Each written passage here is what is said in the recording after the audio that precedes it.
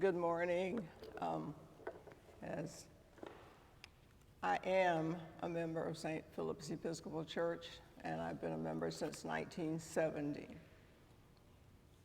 As you know, we are right on the corner of Pearl and Union, and as you see St. Philip's now, it's not like it was in its splendor when it began. We are currently fighting with the insurance company for our car wreck that took part of our fence and part of our steps from the church. However, we have members who have been there since the church began. Their family lineage is over 6 decades, six generations. I have been part of the choir, the vestry, ECW, Daughters of the King, and just generally whatever they ask me to do. I'm going to give you a brief history about St. Philip's, and then I will give you some details that you may want to jot down. St. Philip's has always been in the same spot for 138 years. This year will be 139 in June. We were always a part of the Episcopal Church, and we started out at St. John's Episcopal Church, which is known now as St. John's Episcopal, the Cathedral. All of the blacks who were slaves attended church at St. John's and sat on the side pews without any problems for a number of years until after the Civil War. Then they were refused to sit on the side pews, and the increase in communicants among the blacks became a problem. So the white parishioners of St. John decided that it was time for them to move out of their area and have a place of their own. Since they did not know their place, they were supposed to be seen and not heard. They were very vocal, they were very strong people, and they were very much a part of the Episcopal faith and church. In 1882, I put my glasses on. In 1882, the Bishop of St. John's decided that they would move all of the black communicants into a place of their own. They started their church, St. Philip's Mission at that time, under the leadership of Reverend Joseph Love. Their first service was held in a Protestant church because they had not built the church. They did not have the funds to build the church. One of the first people who were part of St. Philip's, and some of you may know the name, is Dr. Alvin Scrivens, and his family still has lineage at the church. We have gone from being a mission to parish status, but that didn't happen until later in the 1800s. Our church actually is named after St. Philip's, who was a black Episcopalian in the 1871. So the church became known as St. Philip's Episcopal Church. It is the second black Episcopal church that was formed in the Diocese of Florida. After they purchased the land at Union and Cedar Street at the time, that was the name of the street now known as Union and Pearl, they had a committee to decide what they wanted to do. They decided to build a frame part that would be the church. And their first church service was in the church with folding seats and no heat. They had potbelly stoves for heat. The interesting part of this story is when they decided that they did not want the blacks at St. John's, one of the parishioners who had a beautiful voice decided to sing along with the choir. And her voice was so beautiful that everybody was trying to see who was singing. And after that time, they made it known that she was not welcome, that they didn't do things that way.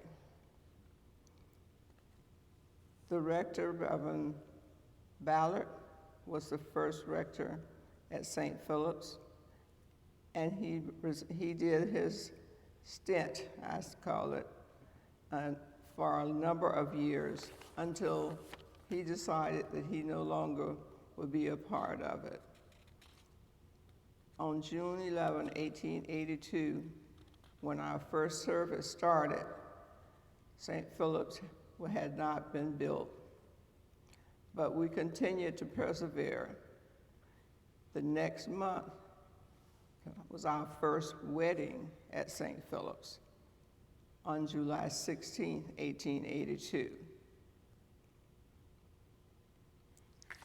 We celebrate that each year as we go along for our anniversary to commemorate St. Philip's. According to our records, our finances was not one of great wealth, so one of our deacons at the time decided to ask for a gift from one of his friends who gave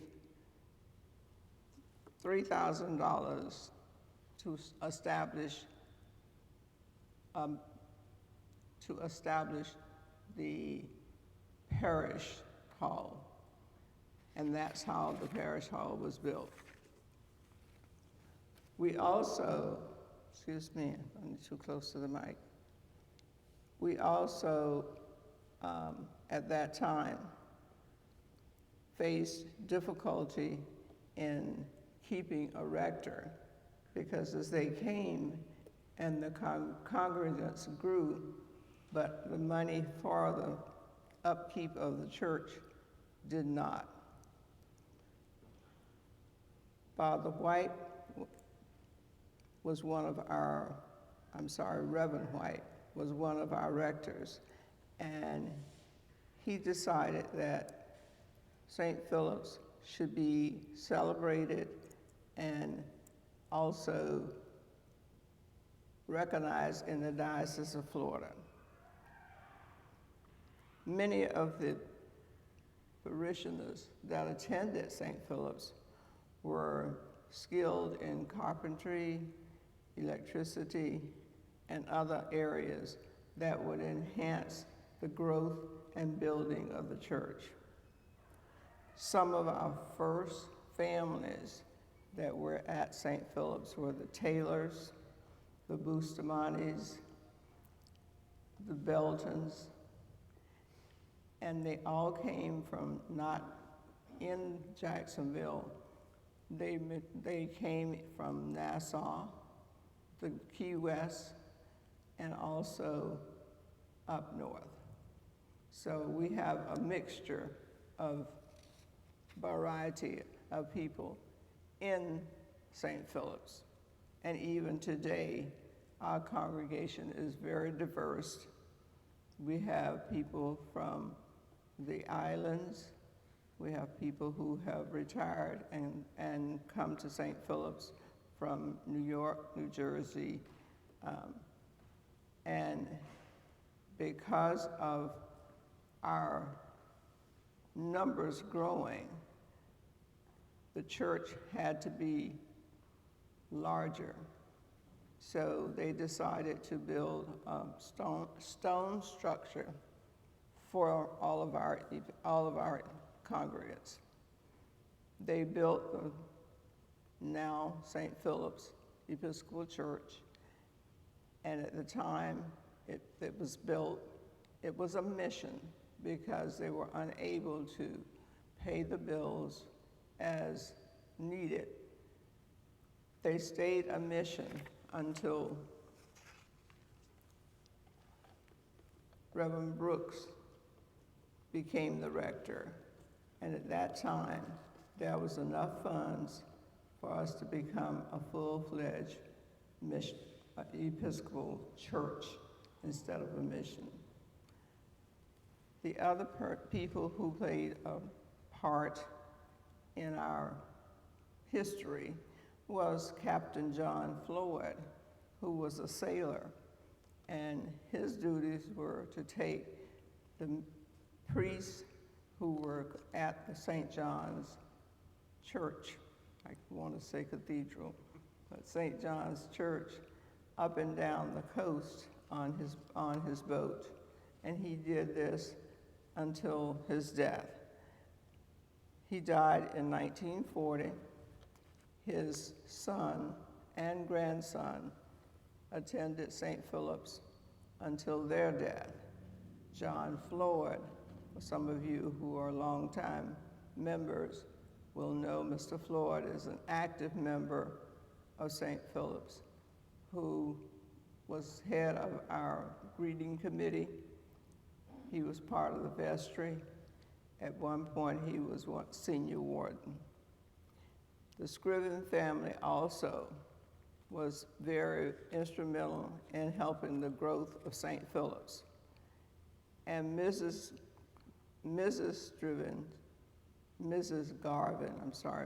Garvin was one who wanted to make sure that we had a piano and organ. So she had left the Catholic Church, came to St. Philip's, and donated monies to raise for the organ.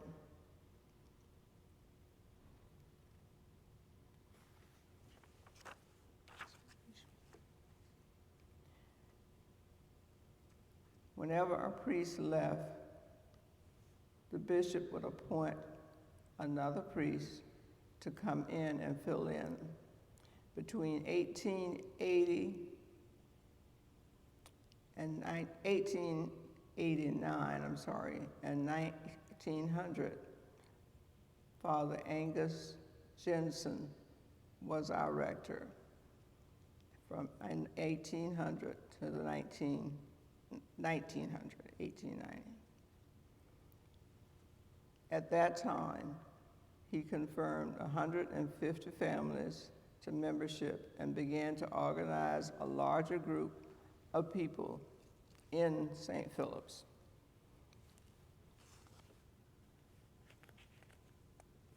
That's why I said these are key points.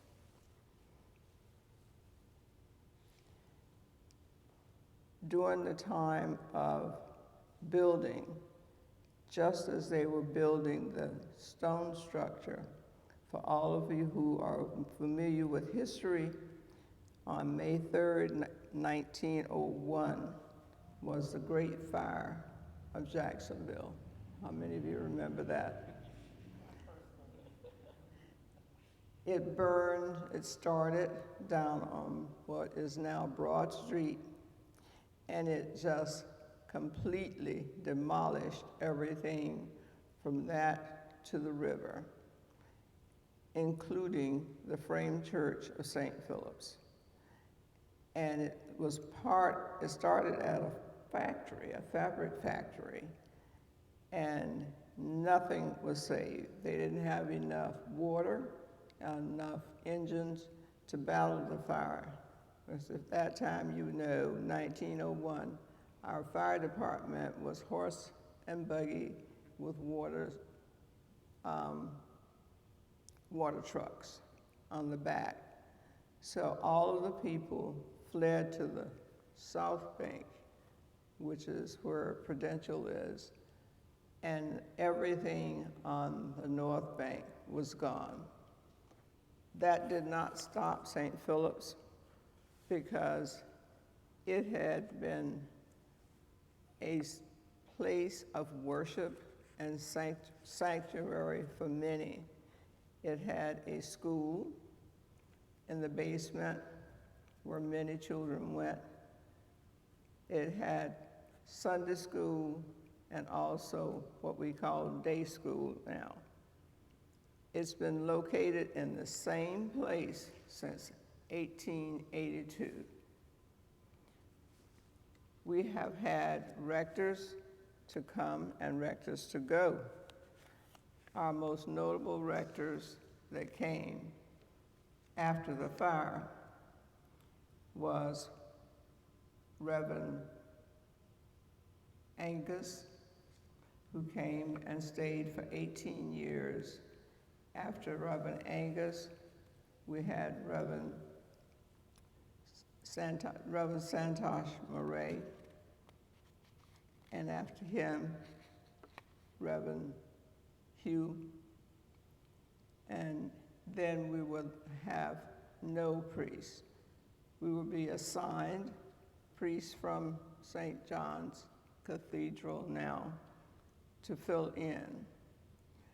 But during the time that they rebuilt St. Philip's, the things that impressed me the most is that the parishioners on their own, without borrowing money, because the banks would not loan money to a black church, they were able to provide for the church stained glass windows, baptismal font, all of the altar chalices, and they were able to paint and reseal everything in the church, the windows and doors. They added on to the church in 1998 a kitchen and classrooms so that they would have a place for their children to go and worship without having to go into the basement.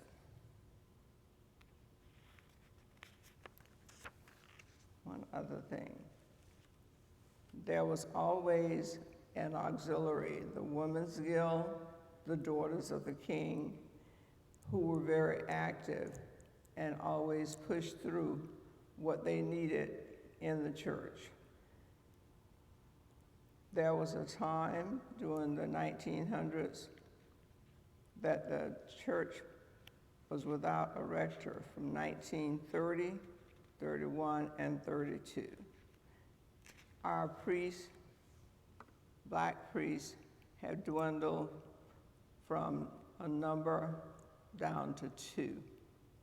So we only had those 2 who were already employed at other churches. So we would have what we call now supply priests.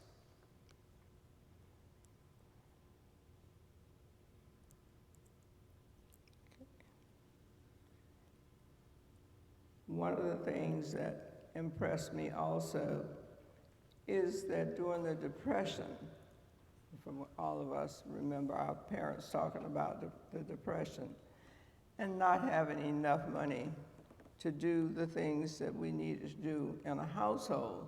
But can you imagine trying to keep a church going without the monies that you needed? But again, the priests and the parishioners came together and did what they call a pay-as-you-go, and was able to keep the church open. However, during that time, 1931, it reverted back to a mission until we were able to obtain church status again.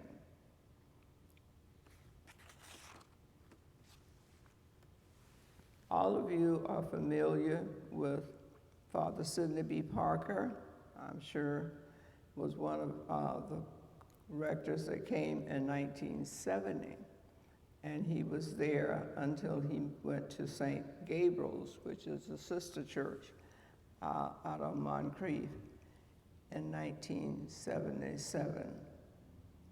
At that time, we had a supply priest and then Canon Nelson Pender. Canon Pender stayed with us for 2 years, and after he left, we had Reverend Santosh Murray.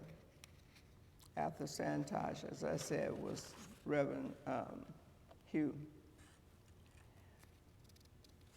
I am really impressed when I read over all of this history, and it's in detail, so that's why I'm not going page by page, detail by detail, because it would take too long. But Father Parker was one of the people who asked the congregation about involvement in a national organization, which we now know as the Union of Black Episcopalians. At that time, none of the members at St. Philip's were part of this organization, and he decided that it was time for us to become more involved in the church business as a whole, and started us with the Union of Black Episcopalians. Any questions about the church history before I give you some more information?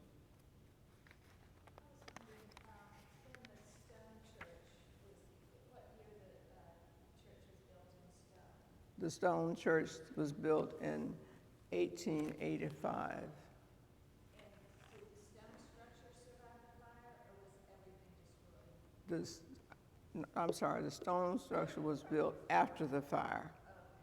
Yes, and the building of the frame church was completed in 1885. The stone church was constructed after the fire, and it's the same structure that's there now. And so we are, like I said, 138 years old. We're old, very old. And so you know that we're crumbling in places, and we are based right now trying to redo the stained glass windows, the roof. I'm part of the vestry, so I get a chance to get involved in all of this. But it is so hard when you are trying to work with parishioners and people on the outside, contractors, to get what you need done at a reasonable cost. But at the present time, we are looking to make sure that our church still stands and that our walls don't crumble in on us. Everyone at St. Philip's is proud of its heritage. Members of the generational families are still there and present. Some of our windows and the baptismal fount have been dedicated to those who were there before. It's amazing because I don't know the exact number of our membership, but for us to be that old, and most of our members are over the age of 40, probably 2/3 are over the age of 40, but we still manage to keep St. Philip's going and making sure that we are doing what God has asked us to do. At the present time, St. Philip's is involved with the City Rescue Mission up until the time of COVID. We were doing hot meals every Wednesday for people who were homeless or disenfranchised. And we not only did meals, we did a service. We spread the word of God. It wasn't that you just come in and get a plate. You came in, we had service, a short service. We had a short meditation by our priest, and then we served.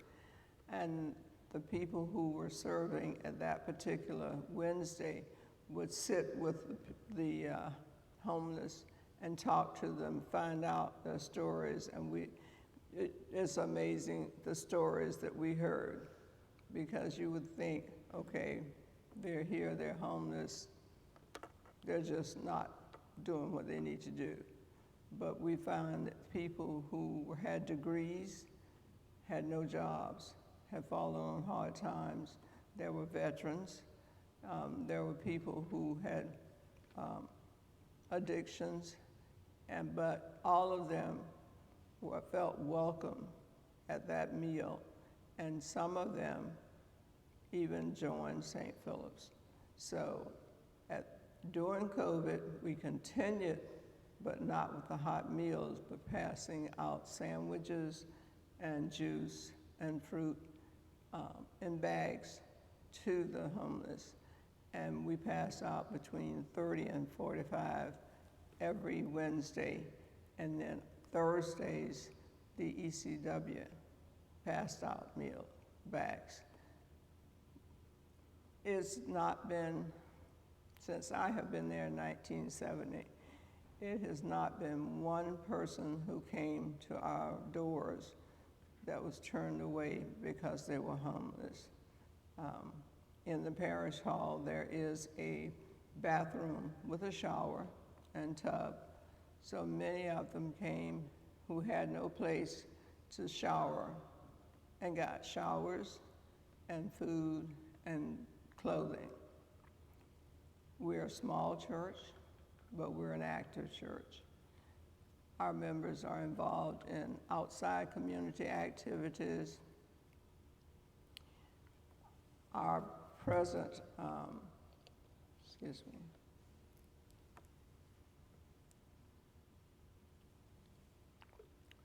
our present vestry chair is involved with iCare, which a lot of the members are also involved. We also host World Day of Prayer when it's on a rotating basis, and we are involved with the Union of Black Episcopalians. And that's why I said, did you have any questions before I told you about that? The Union of Black Episcopalians started nationally.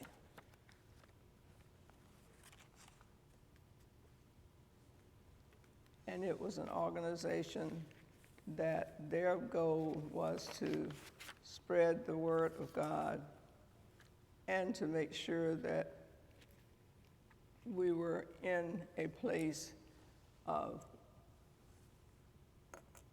non-discrimination and love. The Union of Black Episcopalians was started in 1968 at a crucial time at the civil rights movement, both nationally and the Episcopal Church wide.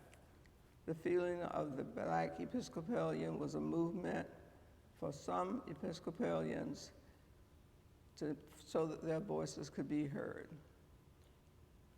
UBE, as we called it, was known for different names, but finally came to the Union of Black Episcopalians.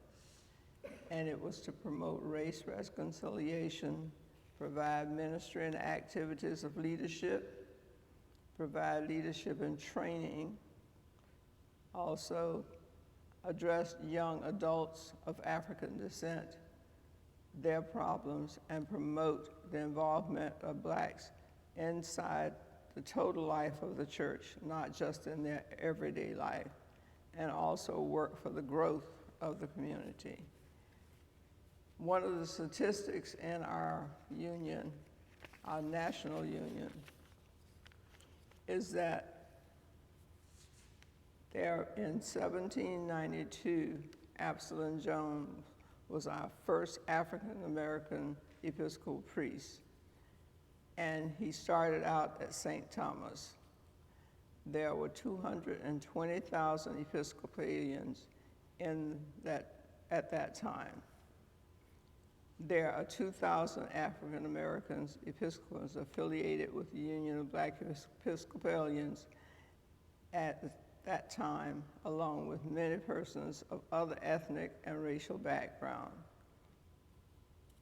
Presently, our presiding bishop is part of our Union of Black Episcopalians. 1968, the Union of Black Clergy, as it was called then, was given voice of blacks to practice practices in their faith in the Anglican Communion Church. Some 45 years later, UBE still stood for the values and principles that they taught. At one time, the chapter only existed in New Orleans. At this time, we have chapters in Florida, Georgia, Alabama, Tennessee, Texas. I'm missing one. But Florida has 5 chapters. We have one here in Jacksonville, one in Tallahassee, one in Miami, one in Orlando, and one in Tampa. All of these chapters come together once a year as a Union of Black Episcopalians annual conference. This year, because of COVID, our convention will be held virtually, like we all have been doing, virtual. Some of the noted people that were part of the Union of Black Episcopalians was Absalom Jones, Eleanor Hughes Norton, Natalie Cole, Margaret Bush Wilson, Sidney Poitier, Mary Church Terrell, William DeVos, Senator Edward Brooks, Edward Kennedy Ellington, Duke Ellington, the Justice Thurgood Marshall, Samuel Soto, and Blanche Bruce. We, as Episcopalians, we talk about the inclusiveness of all of our members. But as you know, on Sundays is the most racially divided time in the nation when we go to our church and you go to your church. We are trying to change that with inclusiveness, and our chapter, which is the Sidney B. Parker chapter of Union of Black Episcopalians, started in 1968 out of St. Philip's, as I said, under Clement Hall and Alvin White. There were few members, but it continued with the encouragement of Sidney B. Parker, and it became a part of the national chapter and was chartered as the Union of Black Episcopalian at that time. In 1999, the membership attended the conference in Chicago, and they were so impressed by the number of black bishops and priests that they came back and put forth more effort to grow the Union of Black Episcopalians in Jacksonville. At the time, Miss Carolyn Parker was the president, who was the wife of her father, Sidney B. Parker, and the membership continued to grow. We had 2 outstanding ministries during that time that we were involved in, and that was making sure that we had Father's Day brunch that we celebrated, and also contributing to the outreach ministries, which continues today.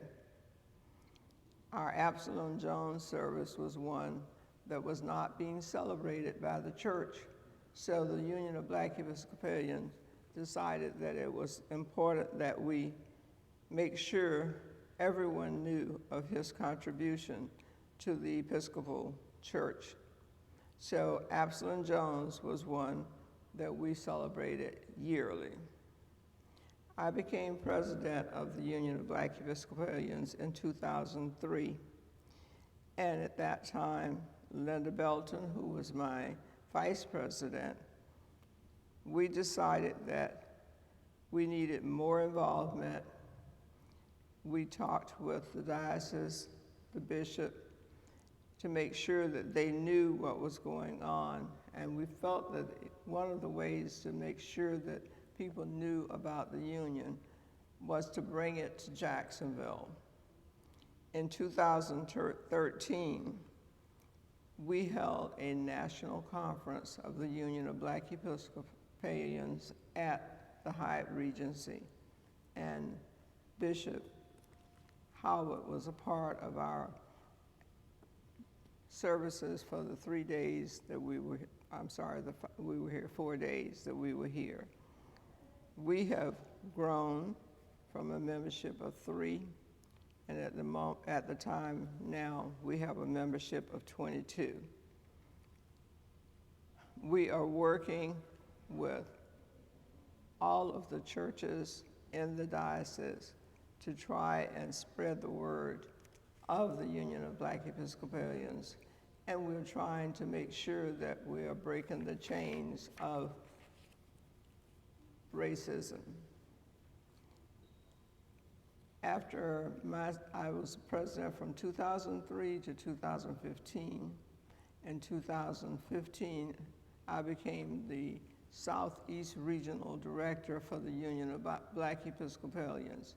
Earl Sims took over as president until 2018, when Linda Belton became president. Linda reached out to all of the churches, and we had what we call a listening session.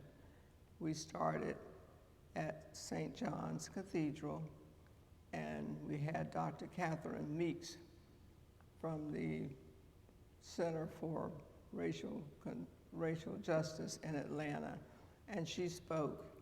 And that was one day that many people had not even heard of the things that blacks had gone through during the war and after the war. She brought up points regarding housing and education, that even though blacks had been in the service, they were unable to apply for and obtain loans for housing or education. Many other points came out that I did not know at the time, but we are proud to continue our listening sessions. The second one was held at the church at the beach, and then COVID hit. So we have not been able to continue those. One of the things that I am really proud of is the willingness of churches like St. Mark's and other churches in the diocese of inviting and listening to our story and understanding where we come from and how we got there. Today, when I was thinking about what I was going to say and all of the history, I thought about the things that we say every Sunday, that we are part of God's family. And when we say our prayers, we say that we are going out to serve God and others. I want to leave you with something that I wrote some years ago. that I share with my members. When you gather to share where you came from and how far we come, it's almost like we're living in that era again. The number of violent crimes, the killing of black youth, the apathy of our people when it comes to reaching out to lift someone up, all has a ring of familiarity of the 70s and the 60s, when we refused to look outside of our church walls to do God's work. We're in essence ignoring his commandment when he said, "Feed my people, tend my sheep."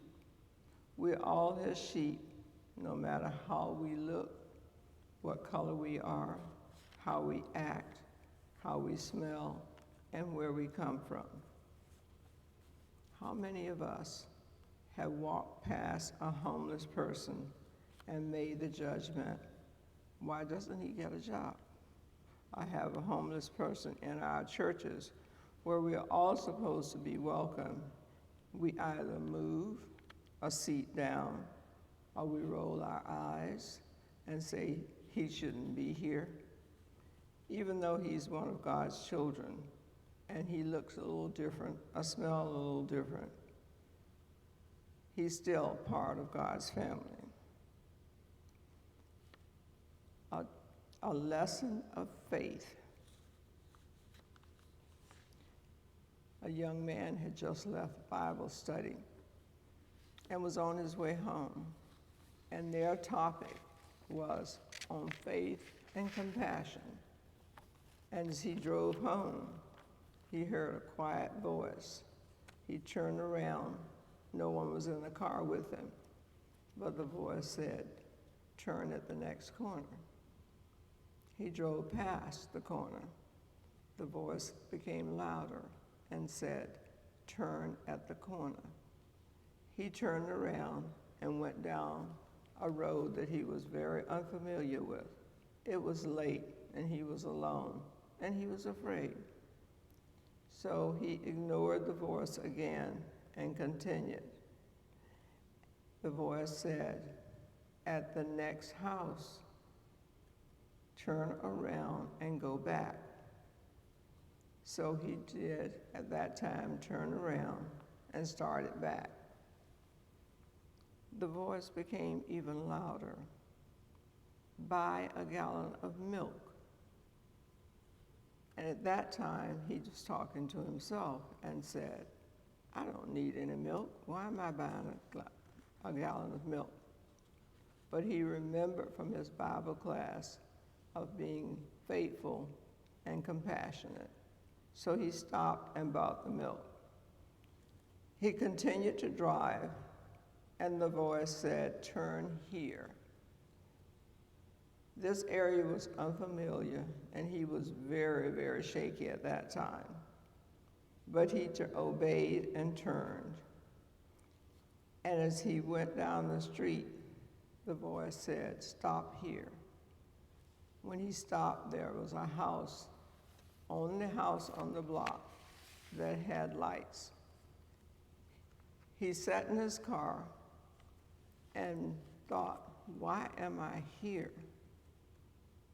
Then he heard a voice say, "Be ye not afraid, I am with you always." He got out of the car and walked to the door, knocked. A very large and unkempt man came to the door and in a loud voice said, "What do you want?" At first he was so afraid and stunned that he could not speak himself. At that moment he heard a baby crying. And finally, he thrust his hand out and gave the man the milk and said, "I brought you some milk."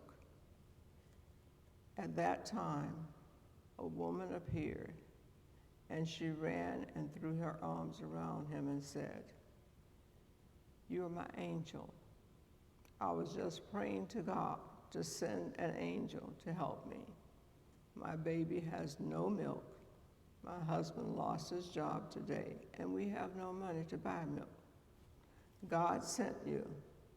By the time the man was so overwhelmed with humility that he reached into his pocket and gave money, as he walked back to his car, he began to cry and thank God for recognizing his obedience and following his instructions. Today, as I leave you, I want you to remember that God is with us always, and that no matter where we are, who we are, what we look like, that as long as there's injustice and prejudice, that it will always come back to haunt you, even when we don't obey God's will. He still loves those that we are ignoring. So my question to you is, are you willing to be an humble servant and comply with God's word?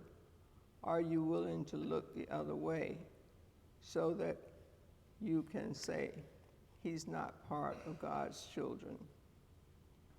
Just make sure that when you look at someone, you're not judging them because of how they look, but look at them as part of God's family.